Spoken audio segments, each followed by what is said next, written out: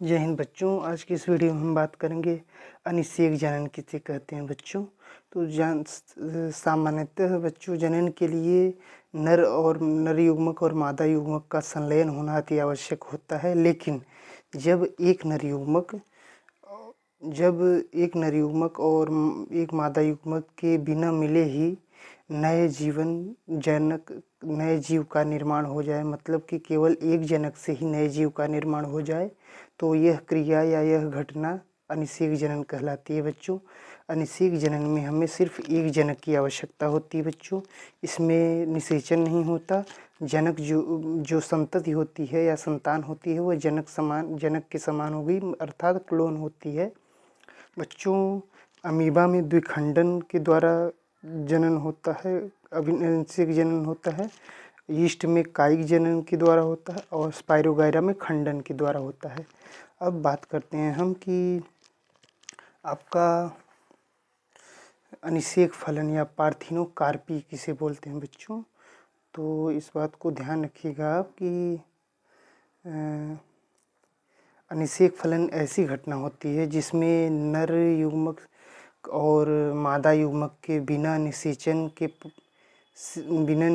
के ही जो अंडाशय होता है वो फल में परिवर्तित हो जाता है बच्चों। इस प्रकार के अधिकांशतः जो भी फल बनते हैं वह बीज रहित होते हैं बच्चों, मतलब निषेचन नहीं होता और बिना निषेचन के फल का निर्माण होता है।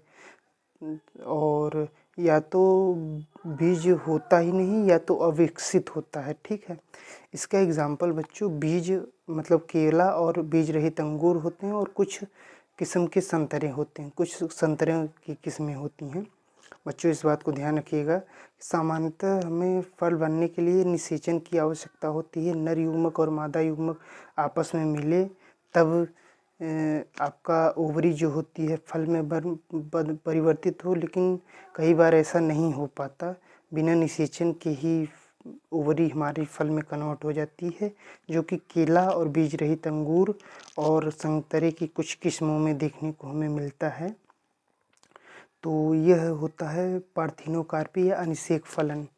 तो अगर हम असंग जनन की बात करें बच्चों, तो असंग जनन जिसे एपोमैक्सिस कहते हैं बच्चों, तो यह एक ऐसी प्रक्रिया होती है बच्चों जिसमें बीज का निर्माण बिना निषेचन के होता है, अर्थात जो भ्रूण का विकास होता है वह बिना युग्मकों के संलयन के होता है। इसमें बनने वाले जो बीज होते हैं वो जनक के समान गुणों वाले होते हैं।